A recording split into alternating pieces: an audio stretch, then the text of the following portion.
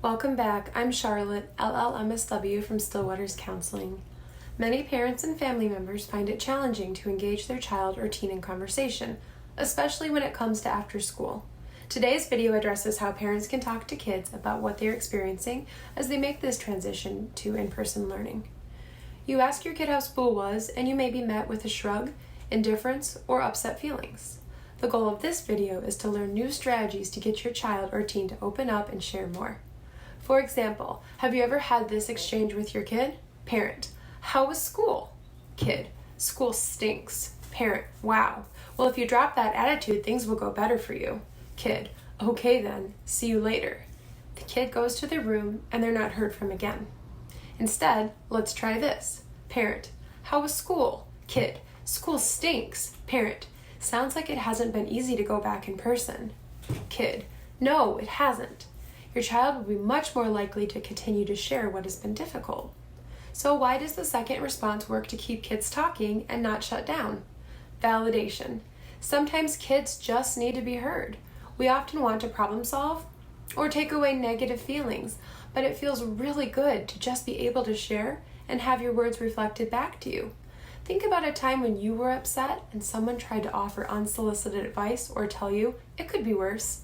Gently rephrasing what your kid says shows you're listening without judgment.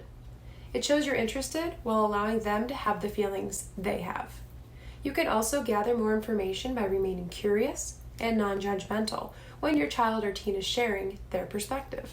It's a parent's job or a caregiver's job to guide and support, but in this case, just listening and asking open-ended questions can be useful. Here's another example.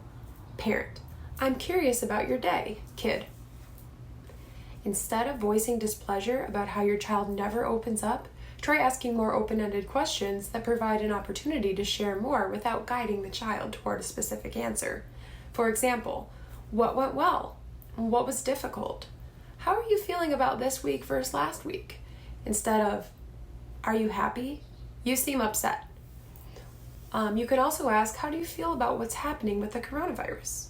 Once kids realize that you're simply listening and not judging, they'll feel more comfortable sharing with you.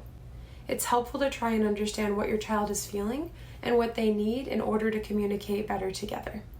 Finally, in order to continue to build connections and increase your child or teen's desire to open up, try validating their efforts and successes. For example, I notice you have been working really hard on blank. Give a specific reason. I am really impressed by how you are using your focus, organization, task management, planner, etc. this week. I love how you handled. It's so cool how you balanced your sport or activity with your schoolwork. Sometimes parents might find it hard to identify anything positive, or they might wonder, how do I correct any misinformation my child has without coming across as unempathetic? For answers to these questions, please look out for part 2 in our next video of the How to Talk to Your Kids So Your Kids Will Talk to You series.